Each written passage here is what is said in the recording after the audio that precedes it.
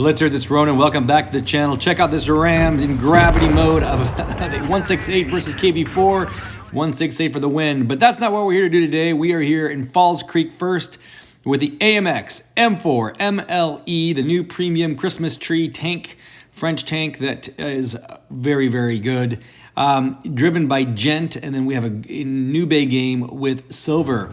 Tank's new. If you have not seen Lex's review of it and you have it or you want it or you want to see a great review of it, please do. I'll add the link to the comments in the bottom. But for now, we're just going to review a couple of great games. I always, when Gent sends a replay, it's something that I prioritize because it's Gent. I always learn a lot from watching Gent play. I think you will too today. First thing here in Falls Creek, you notice that the team went to the A cap and Gent in the TDs, one of his TDs did not. Many people there immediately go over to the rids that Gent was in and start shooting at the mediums. Even though this cannon is quite good, it still has relatively high dispersion, 0.314, aim time 2.29 on blitz hanger. Those are actually okay marks, nothing out of this world special. You're not in an E5 or something. And what Gent has done that's much smarter is get on the flank. He's got his entire team, if you look at the mini map, all 5 or 6 of them are in a line. It's already 6-on-7. And Gent knows that he can hopefully provide a flank. Now, when you're doing this, I think I was really interested in watching this. I often over push here. I would have just kept pushing like a lunatic. You know there's an FV 4005 out here on the left somewhere. And if you push into that FV and he sees you coming past those rocks, you're going to be in a lot of trouble. So what does Gent do? He makes his way over there, but not in a hurry. And that FV is not looking at him. You can see it there. It's still not looking at him. It was looking at, it's trying to get shots at Gent's teammates. I think Gent does a really nice job of gingerly approaching it, waiting for it, and using the rock as cover. Now he's spotted, and he doesn't want to take 3 shots from this FV, even with the front armor of this thing, which is incredibly good. An FV it's got a tall tank, it's got a good angle, it can get to your lower plate and do a tremendous amount of damage. So Gent gingerly stands back, gets a couple of shots in, and this is actually a great point here.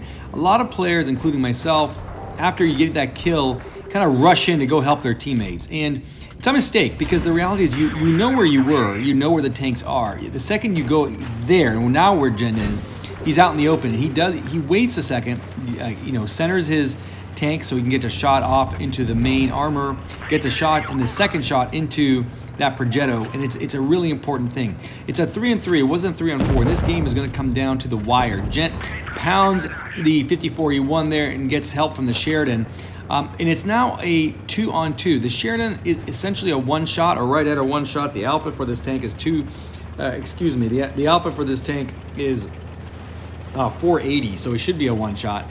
And Gent avoids, again, watch that thing, avoids helping his Sheridan that's going to die for sure. That Sheridan was going to die no matter what Gent did.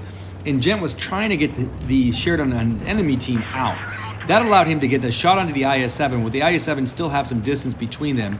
And then the two of them combine to prevent a kind of like them essentially flanking him and causing a pincer, which would have been very troublesome. Now, Gent gets unfortunate here and does get hit by the Sheridan. Now, why is Gent on this hill? Well, he needs cover, just as I saw. And then watch this IS-7 make a grave mistake here. IS-7 pushes, and Gent knows exactly where to go. He pounds him immediately with AP, by the way, in the cheek.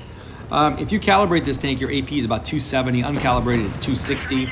But right there in the cheek of the IS-7. Now, this is a glorious move there. And what you saw Gent doing was leading the Sheridan ahead, in fact, quite a bit ahead of where it was going, knowing that the Sheridan is so fast, it's going to have a hard time doing that. He gets another bounce. This tank is very hard to pin in the front. I'll show the video of the armor in a second, or in the next match. And at this point, Gent's just wiggling around, trying to avoid getting any more damage, although it didn't really matter at this point, and clears a 1-on-2. Someone on there, the Vicar says, a Christmas miracle. I agree.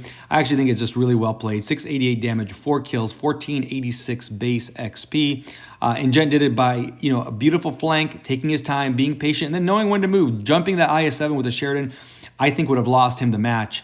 And it would have got him shot in the back a couple of times. So terrific stats. Also, big welcome to Gent to NERFD. You rejoined the clan. We're very happy to have you back, Gent.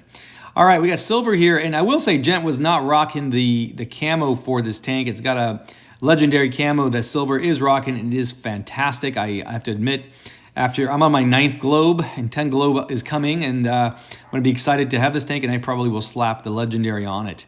unless it's like 5,000 gold, in which case I'm out. All right, Gent push it, and Silver caps C, and now he's pushing into B. Really don't see the team except for a couple there in the base. And Silver is out here with 3 or 4 teammates, and he finds himself an E100 doing God knows what. I don't know what that E100 was doing. He wasn't capping B. He wasn't really doing much of anything.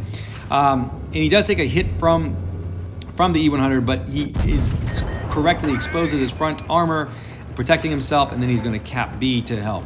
This game also comes down to the wire, and capping here in Supremacy, as we all know, is really important. And a lot of players could just go buy B and say, yeah, screw it, let's go attack. It's not the right way to go. You got to cap bases. If you don't like Supremacy, turn it off. Otherwise, play it. All right, so Silver and his compadre here are pushing now towards the A cap. So far, so good. 7 against 6. And they have 2 of the bases capped. However, things go terribly wrong. No, they don't go that bad. But Silver does see an AMX 50B there, and is wisely sitting back, just like Gent. No reason to shove up against the AMX 50B. The 50B can unroll 1,200 damage in a clip. You don't want to be on the other side of that. You know, and that giant turret is sticking out. I will say, I think you could HE the back of that turret, Silver, but doesn't matter. Nice way to clear him and move on. It's now a 7-on-5. How possibly could this be a hard game? Silver takes a wild shot here, shot in a prayer on a nice 4. That is going to go in about 1% of the time, and this was the 99%. And he is moving now to A-cap, and there's a T-57 over there, there's a Kronwagen over there, all kinds of damage left to be had. And the only thing I'd say about Silver's team is now 2 enemies are actually in capping C, as you can notice there. This team on Silver's team is just disorganized. You got a couple at C, you got 3, 4 at A, and there's just no coordinated attack. But Silver is shooting the back of the T-57. Again, I would use HE. You got beautiful HE shots there in the back of that 57 until he turned.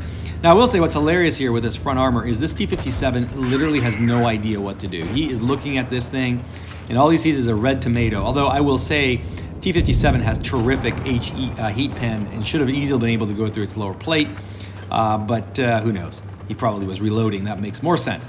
4-on-3 now because Silver's disjointed team is still just rolling around the map, lost, looking for enemies without any kind of coordination. What do you expect in a pub match, right? And now, however, the enemy team managed to get A and C capped, and they're capping B. So they're obviously a B. But Silver sees himself a grill, and that's a juicy target.